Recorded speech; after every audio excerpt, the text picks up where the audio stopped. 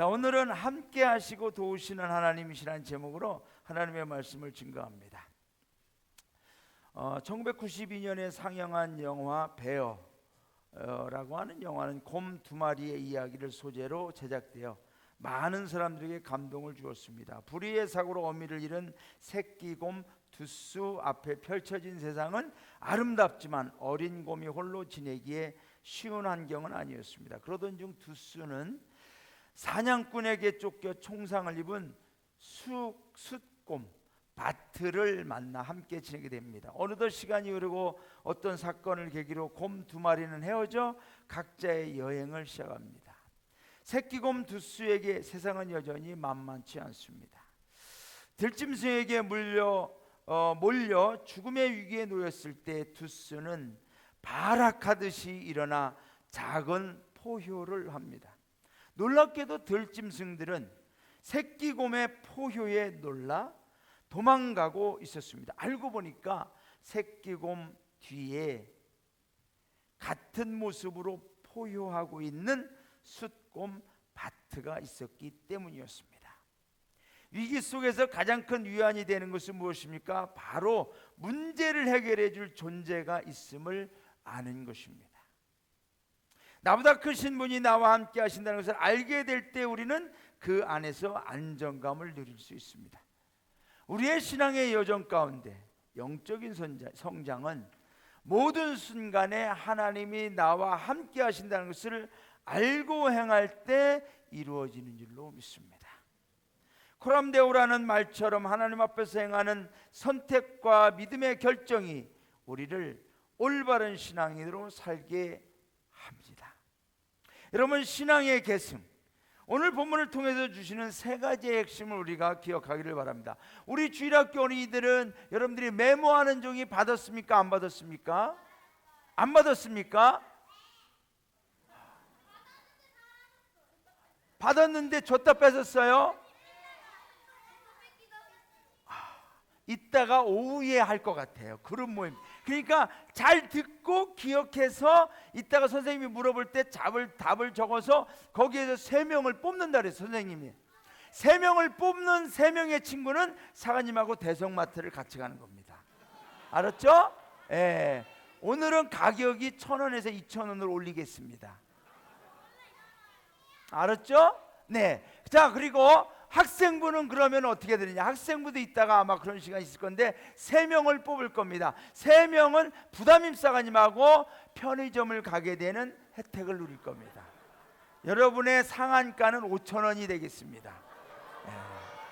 그 돈은 누가 책임지냐? 부담임 사관이 개인입니다.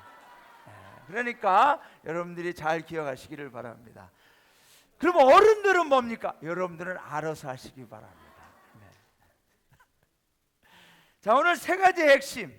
먼저 믿음의 조상들을 기억하는 교회와 성도가 될 때 신앙의 계승이 잘 이루어집니다. 믿음의 조상들을 기억하는 교회와 성도.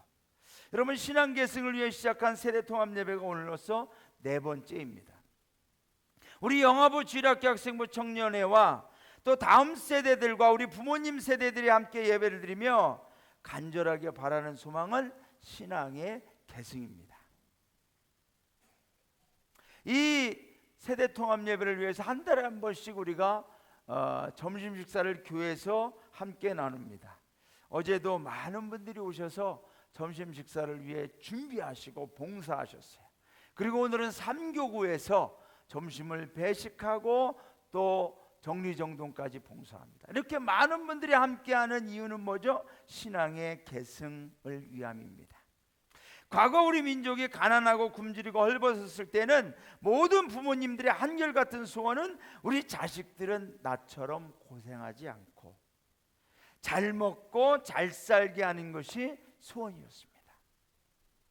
이런 날이 오기만 하면 우리 자식들은 아무 근심 걱정 없이 이 세상에서 행복하게 잘 살 것이라고 믿었기 때문에 고생도 참았고 굶주림도 참아내셨습니다. 하나님께서 이런 부모님들의 간절한 기도와 소원을 들으시고 우리나라를 오늘날 이렇게 발전시키시고 선진국이 되게 해 주셨습니다. 그런데 지금 어떻습니까? 우리 자녀들은 아무 근심 걱정 없이 태평성대를 이루고 만사형통의 인생을 살아가고 있는지요? 우리가 알다시피 생각지도 않았던 일들이 일어나고 우리 부모님 세대에서는 상상도 못했던 무서운 죄악들이 우리 자녀들의 주변에서 벌어지고 있습니다. 타락들과 세계적으로는 미래를 알 수 없는 자연재해와 전쟁과 경제와 사회적 불안한 일들이 일어나고 있습니다. 이 세상에서는 우리가 꿈꾸고 바라는 완전 무결한 행복의 조건은 불가능하다는 겁니다. 이것을 인정해야 돼요. 그렇다면 우리는 어떻게 해야 됩니까? 현재와 미래의 답은 역사에서 찾으라고 그랬습니다. 역사를 잊은 민족에게는 미래가 없다고 그랬죠. 본문 1절에 보면 이스라엘 모든 지파가 헤브론에 이르러 다윗에게 나와 이르되 보소서 우리는 왕의 한 골육입니다. 우리 형제 아닙니까? 다윗은 지금 이스라엘의 왕이 된 건 아닙니다. 헤브론을 거점으로 이스라엘의 남쪽 지방을 다스리는 유다 광야 지역을 통치하는 이제 리더가 되었을 뿐입니다. 다윗이 왜 수많은 지역들 중에 해발 930m가 되는 헤브론을 거점으로 삼았을까요? 지대가 높아서 적군들의 공격을 막고 수비에 유리한 지역이라서일까요? 아니면 이 지역이 비옥한 토양이 있기 때문일까요? 왜 헤브론을 거점으로 삼았을까? 여러분, 헤브론에는 막벨라 굴이 있었습니다. 막벨라 굴 기억하십니까? 막벨라. 성경에서 칼싸움을 제일 잘하는 사람이 누구라고요? 막벨라. 막 빼버립니다. 조심하시기 바랍니다. 이것은 신학교에서 가르쳐주지 않는 비밀인데 오늘 여러분에게 알려드렸습니다. 막벨라. 막벨라 굴은 아브라함이 은 400세겔 어마어마한 거금을 들여서 구입한 굴입니다. 그 굴에 아브라함과 사라가 묻혀 있습니다. 이삭과 리브가가 묻혀 있는 곳입니다. 야곱과 레아가 묻혀 있는 곳입니다. 이스라엘의 뿌리가 되는 3대 족장의 무덤이 막벨라굴입니다. 다윗은 앞으로 하나님이 세워갈 하나님의 나라의 시작을 어디서부터 하느냐? 이스라엘의 역사의 뿌리에서부터 시작하기를 원했던 것입니다. 이곳에서 다윗은 하나님이 아브라함을 부르셔서 세우기를 원했던 하나님 나라의 정통성을 계승해 나가고자 했던 것입니다. 저는 우리 구세군 아현영문은 107년의 역사를 오늘까지 이루어오고 있습니다. 107년 짧지 않습니다. 기업들 중에서도 100년을 넘은 기업이 많지 않아요? 하나의 작은 교회가 107년의 역사를 이어가고 있다는 것은 대단한 일입니다. 우리는 이 역사의 뿌리를 잘 개발하고 정리하여서 이 역사의, 우리 교회의 신앙의 역사의 뿌리를 우리 다음 세대들이 물려받아서 그 신앙을 잘 이어갈 수 있도록 해야만 합니다. 그러기 위해서는 우리는 이 교회가 헤브론이 되고 막벨라 굴이 되도록 해야만 할 것입니다. 우리의 다음 세대들의 신앙을 계승해 나갈 뿐만 아니라 더 부흥시켜서 하나님 나라로 충만해지는 은혜가 우리 교회 이 헤브론 막벨라 굴에서부터 시작된 은혜가 있기를 주님의 이름으로 축원합니다. 그러기 위해서는 아브라함과 사라 같은, 이삭과 리브가 같은, 야곱과 레아 같은 우리 교회 정교님들이 되시기를, 우리 교회 부교님들이 되시기를, 우리 교회 성도님들이 되시기를 주님의 이름으로 축원합니다. 여러분, 오늘 우리 정교님들과 단장님들이 나오셔서 율동하시는 거 보셨죠? 처음에 이렇게 합시다라고 들을 때 우리 정교님들의 얼굴을 봤어요. 저는 여기서 또 피가 이렇게 내려가는 걸 봤습니다. 왜 그러실까? 그런데 합시다. 왜? 우리 다음 세대들에게 선물로 줍시다. 우리의 마음을 줍시다. 우리의 사랑을 줍시다. 바로 이것이 저는 우리 교회의 힘인 줄로 믿습니다. 우리의 다음 세대들을 위하여, 저들의 신앙 계승을 위하여 온몸을 던지며 율동하시는, 사실은 담임사관도 합시다 그랬는데 저는 못한다 그랬어요. 다음에는 오늘 환우성을 보니까 후회가 됐어요. 나도 할걸.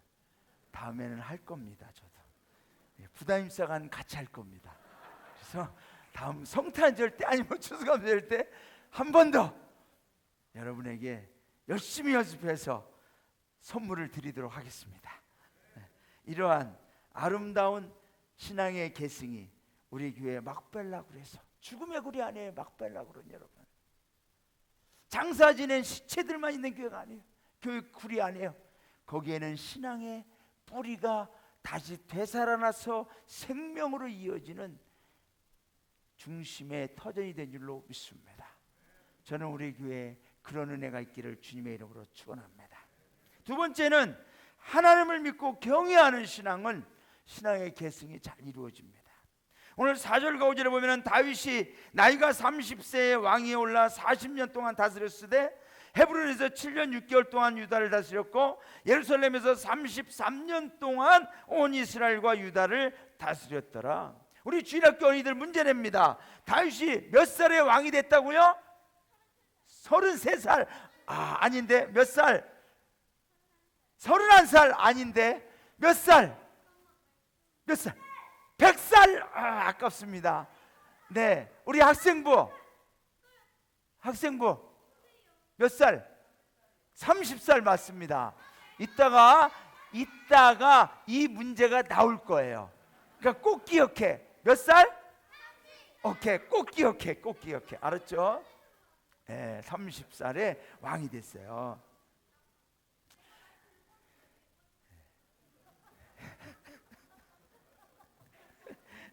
자, 그러면 이 다윗이 왕으로 통일왕국 이스라엘 전체를 몇 년 동안 다스렸다고요?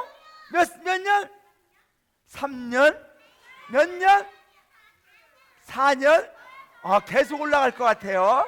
몇 년? 70년? 네. 자, 저 사관님 알려줄게요. 세 번 하면 몇 년?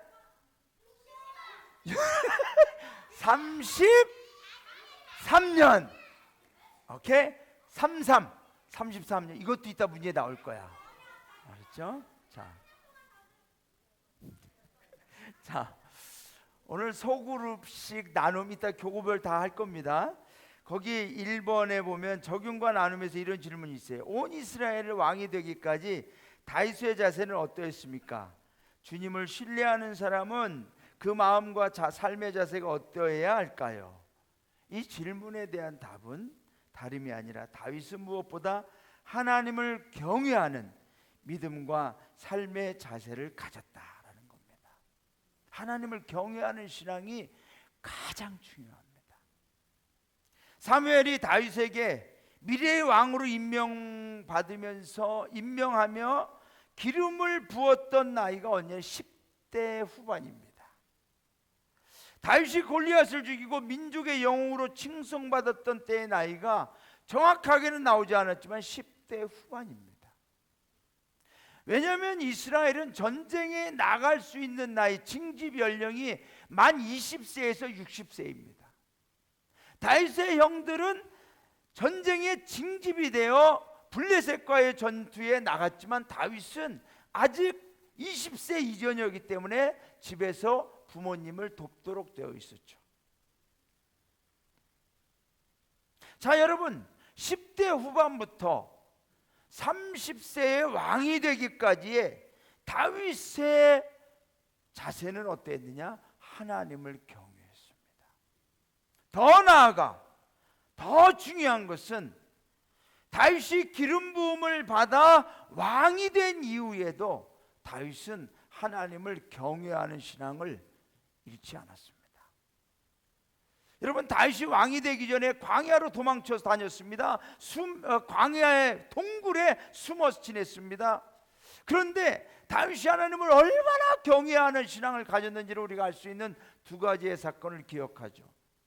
그것은 바로 사울 왕, 원수 사울 왕을 죽일 수 있는 완벽한 기회가 두 번이나 있었습니다. 심지어 부하들이 죽이자고 다윗을 격동시켰습니다. 하지만 다윗은 두 번 다 말합니다. 하나님이 기름 부어 세우신 왕을 내 손으로 죽이는 것은 하나님이 원치 않는 것이다. 하나님을 절대적으로 경외하는 믿음의 뿌리가 다윗에게 있었던 것입니다. 하나님을 두려워할 수 있는, 하나님의 말씀을 어기는 것이 얼마나 두려운 것인가를 아는 신앙, 이것이 우리 부모님의 세대를 통하여 우리 다음 세대에게 계승되어져야 될 줄로 믿습니다. 하나님을 만홀히 여기지 않습니다. 하나님의 말씀을 함부로 여기지 않습니다. 하나님의 말씀을 내 마음 내 생각대로 판단하고 재단하여 상황에 따라 적용하는 상황신학을 따르지 않습니다. 우리는 모든 기준은 철저하게 하나님 말씀에 두며 하나님을 경외하는 신앙으로 나아가야 될 줄로 믿습니다. 여러분, 성공보다 더 중요한 것은 성공 뒤에 나의 신앙이 변질되지 않는 것입니다. 내가 힘이 없을 때는 붙잡을 것이 없다 여겨 하나님의 말씀을 붙들고 하나님을 철저하게 신뢰하며 경외하지만, 내가 성공했다고 여겨질 때는 하나님의 말씀을 곁으로 밀어놓을 때가 있습니다. 우리의 다음 세대들에게 첫째도 둘째도 우리가 계승해 줘야만 하는 믿음은 하나님을 경외함의 신앙입니다. Fear God, 하나님을 두려워할 수 있는 신앙인 것입니다. 하나님을 경외한다는 것은 하나님을 존귀히 여기고 하나님을 사랑함으로 순종하는 것입니다. 하나님을 경외하는 것은 하나님과 그분의 말씀을 삶의 최우선순위에 두는 것입니다. 하나님을 경외함의 극치는 하나님을 향한 사랑입니다. 하나님을 너무나 사랑해서 성경은 하나님을 경외함의 중요성을 강조합니다. 잠언 1장 7절 여호와를 경외하는 것이 지식의 근본이오늘 미련한 자는 지혜와 훈계를 멸시한다. 하나님의 말씀을 멸시하는 거죠. 잠언 9장 10절 여호와를 경외하는 것이 지혜의 근본이요 거룩하신 자를 아는 것이 명철이다. 하나님을 아는 것, 하나님을 경외하는 것이 모든 것의 지식의 근본, 지혜의 근본이라고 성경은 가르치고 있습니다. 여러분, 다윗은 하나님을 사랑했습니다. 그래서 하나님의 마음을 조금이라도 아프게 하는 것이, 하나님을 속상하게 하는 것이 가장 자신이 힘든 일이기 때문에, 그러나 하나님의 말씀에 어긋나는 건 절대로 하지 않았습니다. 물론 밧세바의 간음과 우리아를 죽이는 죄를 범했습니다. 이것이 하나님의 마음을 얼마나 아프게 했는지를 다윗은 깨닫고 침상이 젖도록 울면서 회개한 것을 우리는 시편을 통해서 알 수가 있습니다. 오직 우리 구세군 아현영문 성도님들과 다음 세대들은 하나님을 경외함으로 하나님을 기쁘시게 하는 우리 모두가 되시기를 주님의 이름으로 축원합니다. 성경 히브리서 11장 6절에 보면 믿음이 없이는 기쁘시게 못하나니 하나님께 나아가는 자는 반드시 그가 계신 것과 자기를 찾는 자들에게 상 주시는 이심을 믿어야 할지니라. 여러분, 하나님은 우리의 믿음을 기뻐하십니다. 어떤 믿음? 우리가 하나님이 계신 것과, 자, 우리 주일학교 이들 묻겠어요. 여러분, 욕을 하고 싶어요. 막 친구가 너무 미워. 근데 내 옆에 하나님이 계신 거야. 욕을 할 수 있어요, 없어요? 할 수 있어요, 없어요? 할 거예요, 안 할 거예요? 욕하면 하나님이 벙어리 시킬 거야. 이제 하나님이 말도 못하게 할 거야 이제. 어떤 친구들은 장난으로 할 거예요 그런 친구인데 큰일 나요. 하나님이 여러분의 욕하는 것까지 다 기억해뒀다가 너 욕 몇 번 했어? 물으면 우리 친구들 뭐라고 대답할 거예요? 100번. 너는 나에게 벌을 100번 받을 것이다 하면 행복해요 안 행복해요? 안 해요. 모르겠어요? 벌을 받아봐야 알겠구나. 그러면 먼저 아빠한테 벌을 받아봐야 돼. 아빠한테 벌을 많이 받았어요? 네, 계속 받아요. 하나님을 경외하는 거. 우리 친구들하고 얘기하면 되게 재밌어요. 같이 받아줘야 돼. 그래야 대화를 계속해요. 여러분, 하나님을 경외하는 것 우리 부모님들이 보여줘야 돼요. 우리 부모님들이 하나님을 믿는 신앙, 말씀대로 사는 신앙, 주일 성수와 11조 아무것도 아닌 것 같아요? 아니에요.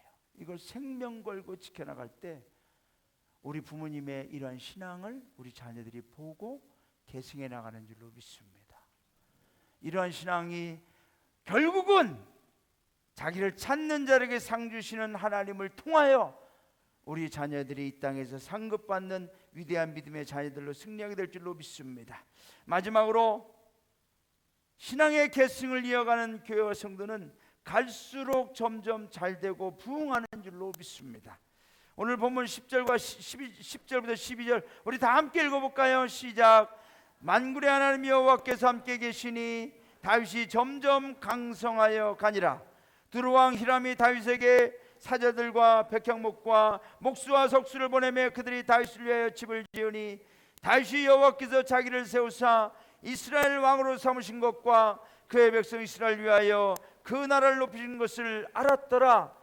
여러분, 사람의 인생을 보면 어떤 사람의 인생은 갈수록 점점 잘되고 강성해지는 부흥하는 인생이 있는가 하면 그 반대로 어떤 분의 인생은 갈수록 쇠락해져가는 인생을 볼 수가 있습니다. 왜 그럴까요? 이유는 무엇일까요? 많은 사람들이 그 정답을 나 자신에게서 찾아보려고 하다가 스스로 자학하기도 하고 우울증에 걸리기도 합니다. 다른 환경에서 찾아보려고 하다가 불평하고 원망하며 불특정 다수에 대한 미움을 갖게 되고 엄청난 잘못을 저지르기도 합니다.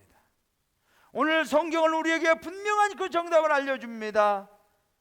갈수록 점점 잘되고 강성해지는 은혜는 바로 만군의 하나님 여호와께서 함께 계시니. 할렐루야. 여러분, 저는 개인적으로 지금까지 제 인생과 더불어 목회사역은 갈수록 점점 잘되고 강성해지는 복을 누리고 있습니다. 할렐루야. 저는 10년 전보다 지금 더 강성해졌습니다. 20년 전보다 저는 더 지금 목회적으로도 강성해졌습니다. 우리 교회는 점점 강성해지고 있습니다. 이것이 제 개인이 어떤 인격적인 어떤 능력에 의해서가 아니라 철저하게 만군의 하나님 여호와께서 우리와 나와 함께 계시기 때문임을 믿습니다. 여기서 가장 중요한 포인트는 뭐냐면 다윗이 이 사실을 알고 있었다는 겁니다. 12절에 보면 다윗이 여호와께서 자기를 세우사 이스라엘 왕으로 삼으신 것과 그의 백성 이스라엘 위하여 그 나라를 높이신 것을 뭐라고요? 알았더라. 알았더라. 이게 중요합니다. 마귀는 이 비밀을 잃어버리게 합니다. 혼동하게 합니다. 착각하게 합니다.